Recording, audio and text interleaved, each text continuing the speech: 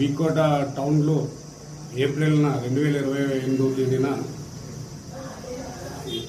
తేదీన మన ఆంధ్రజ్యోతి రిపోర్టర్ జగన్మోహన్ రెడ్డిని టౌన్లో చంపడం జరిగినది. తమీమ్ అని సుబాన్ అని వాళ్ళ ఆ రోజు ఏంటంటే వాళ్ళు చంపిన తర్వాత బెంగళూరుకి వెళ్ళిపోవడం జరిగింది. బెంగళూరుకి వెళ్ళిపోయిన తర్వాత ఇక్కడ పరిస్థితిని వాళ్ళు కనుక్కున్న తర్వాత ఇక్కడ ఎస్పీ గారు మిగతా పోలీసులు తర్వాత పబ్లిక్ చాలా అగ్రెసివ్గా ఉన్నారనే విషయం తెలుసుకొని ఇంతకుముందు 2021లో అతని మీద బెంగళూరు సిటీలో కమర్షియల్ పోలీస్ స్టేషన్లో గంజాయి కేసు అతని మీద ఒకటి ఉంది. దాని మీద అతను జైల్లో నుంచి బెయిల్ మీద బయటకు వచ్చి తర్వాత హాజరు కాకపోతే అరెస్ట్ వారెంట్ ఉంది. అది తెలుసుకొని దాంట్లో ఇంకొక అతను మోయిన్ అని ఇంకొక వ్యక్తి ఉన్నాడు. అది తెలుసుకొని ఆ కోర్టులో సరెండర్ అయ్యి ఆ మోయిన్ అనే వ్యక్తి ఇతనే సుబాన్ అని ఇతని ఆల్రెడీ మోయిన్ అని కూడా పిలుస్తారనేసి వాళ్ళని కూడా కోర్టును కూడా తప్పుదోవ పట్టించి అక్కడ అతను సరెండర్ కావడం జరిగింది. ఆ విషయాలు మేము తెలుసుకున్న తర్వాత పీటీ వారెంట్ మీద 7/5/2026 మా కేసులో అతని రిమాండ్కి మదనపల్లి జైలుకు పంపించడం జరిగింది. తర్వాత అతను 5 రోజులు కస్టడీకి తీసుకోవడం జరిగింది. 12/5/2026 కస్టడీకి తీసుకొని అతన్ని విచారించడం జరిగింది.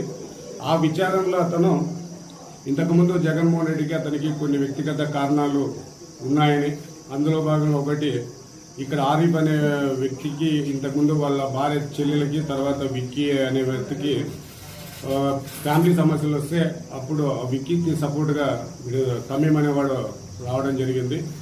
అప్పుడు జగన్మోహన్ రెడ్డి ఆరిఫ్ క్లోజ్ ఫ్రెండ్ కాబట్టి అక్కడ అతనికి సాయం చేయడం జరిగింది.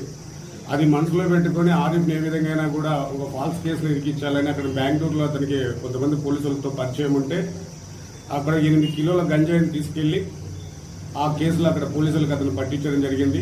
తర్వాత అప్పుడు జగన్మోహన్ రెడ్డి అక్కడికి వెళ్ళి ఆ పోలీసులకి ఎక్స్ప్లెయిన్ చేసిన తర్వాత వాళ్ళకి అర్థమైన తర్వాత ఈ తమీమ్ అనే వ్యక్తే ఈ విధంగా ఫాల్స్ కంప్లైంట్ ఇచ్చారని పోలీసులు అప్పుడు తమీమ్ మీద ఆరిఫ్ అనే ఇది మోయిన్ అనే వ్యక్తి ఈ గంజాయి తమీమ్కి ఇచ్చాడనేసి వాళ్ళ మీద అప్పుడు కేసు కట్టడం కూడా జరిగింది. అది ఒకటి. తర్వాత మిగతా కొన్ని విషయాల్లో కూడా జగన్మోహన్ రెడ్డి అతను ఇబ్బంది పెడుతున్నారని కొంతమంది ఉద్దేశపూర్వకంగా అతనికి చెప్పుకుంటూ రావడం జరిగింది. నన్ను ఇబ్బంది పెట్టడానికి కారణము జగన్మోహన్ రెడ్డి అనే విషయాన్ని కొంతమంది అతనికి ఇండైరెక్ట్గా చెప్పడం వల్ల జగన్మోహన్ రెడ్డి మీద అతను కోపం పెంచుకోవడం జరిగింది. ఆ తర్వాత అతన్ని ఏదో విధంగా ఇబ్బంది పెట్టాలనుకున్నాడు కానీ చంపే ఉద్దేశం అయితే అతనికి లేదు అప్పుడు ప్రస్తుతానికి.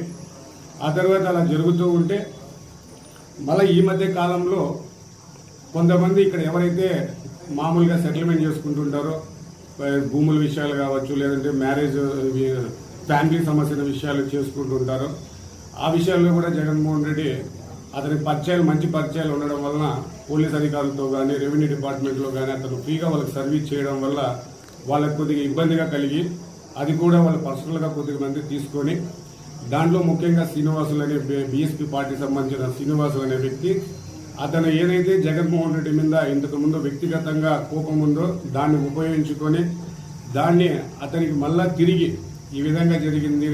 ఇంకోటి ఇతను తమీమ్ అనే వ్యక్తి తర్వాత ఇదే పోలీస్ స్టేషన్లో అతని మీద మత ఘర్షణ జరిగినప్పుడు 3 కేసులు అతని మీద నమోదు చేయడం జరిగింది. అందులో అతను జైలుకి కూడా పోయి రావడం జరిగింది.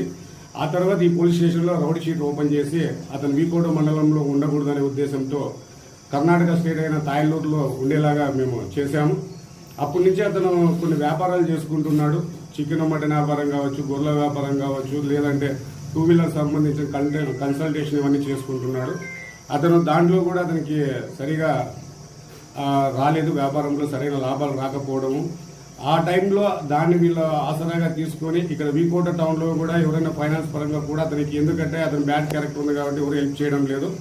దాన్ని వీళ్ళు ఆసరాగా తీసుకొని దీనికంతా కారణము నీ మీద కేసులు పెట్టడము, దీనికి కారణం వెనక జగన్ను నడిపించినాడని చెప్పడము, ఈ విధంగా కొంతమంది అతన్ని ఉపయోగించుకొని అతని తర్వాత మోటివేట్ చేసి మేము వెనకుంటాము, నువ్వు చెయ్యి, తర్వాత మేము చూసుకుంటామని చెప్పారు. అందులో ముఖ్యంగా శ్రీనివాసులు అనే వ్యక్తి పోయిన నెల 14వ తేదీన ఇంటి దగ్గర పిలిచి చెప్పినాడని, ఆ తర్వాత నువ్వు ప్లాన్ చేసుకుని నువ్వే చెయ్యి, మేము ఆ తర్వాత నువ్వు జైలుకి వెళ్ళిన తర్వాత మేమేమేం కళ్ళాన్ని మేము అరేంజ్ చేస్తామని చెప్పినారని, తర్వాత